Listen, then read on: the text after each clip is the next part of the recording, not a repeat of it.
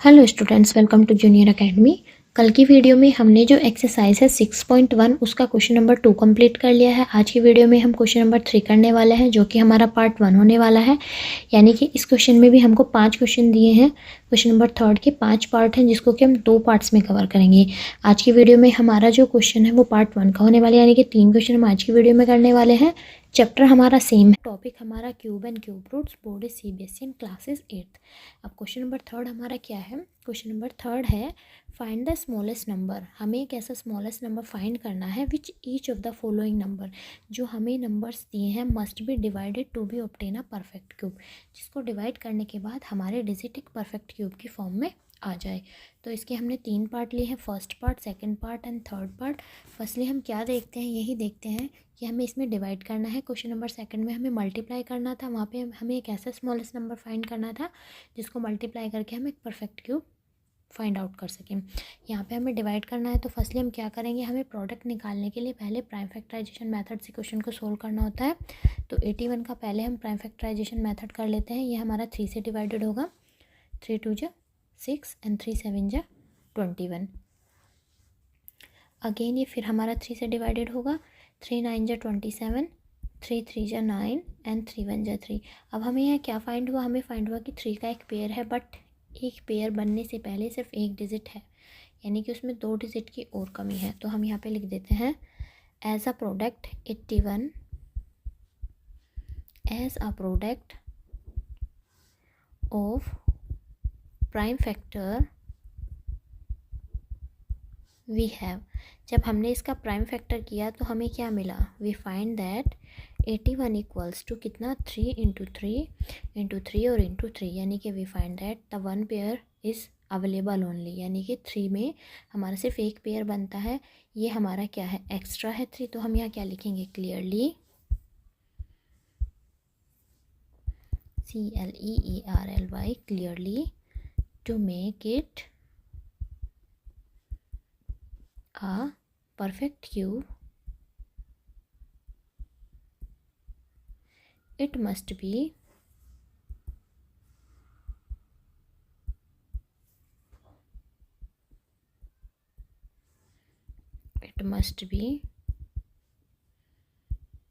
divided by 3। यानी कि अगर हम इसको 3 से डिवाइडेड करते हैं तो हमारा एक परफेक्ट क्यूब आ सकता है।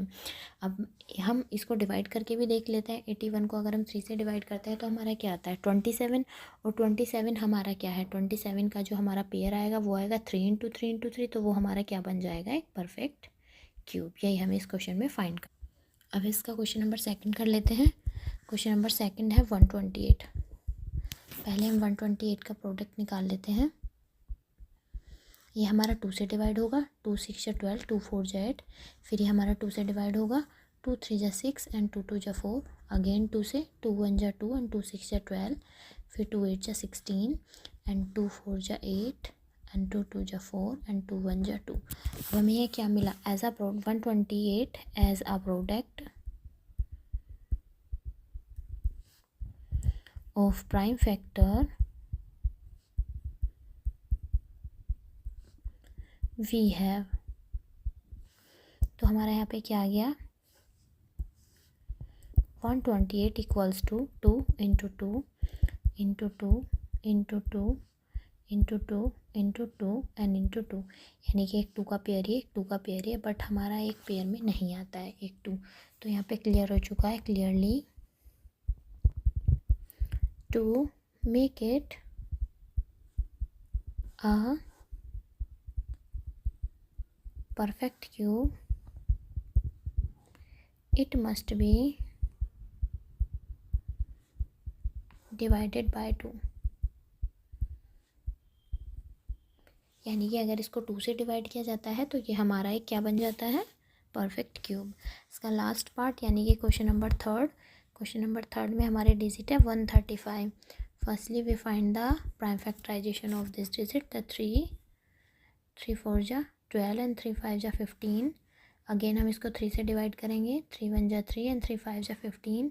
अगेन 3 5 जा 15 एंड 5 1 जा 5।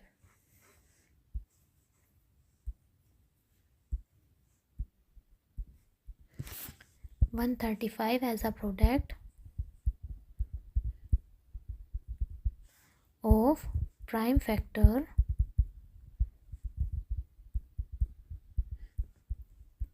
we have।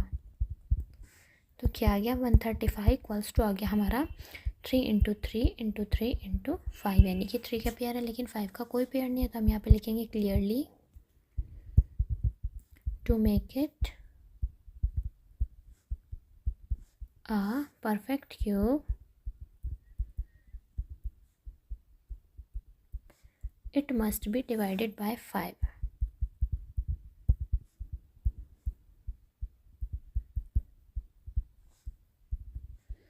वही अगर हम इसको 5 से डिवाइड करते हैं तो हमारा एक परफेक्ट क्यूब आ जाता है। आज की वीडियो में हमने 3 पार्ट्स करे हैं, कल हम इसके 2 पार्ट्स और कंप्लीट करेंगे तो क्वेश्चन नंबर 3 हमारा फिनिश हो जाएगा। मिलते हैं कल नेक्स्ट वीडियो में, तब तक के लिए धन्यवाद and thank you for watching.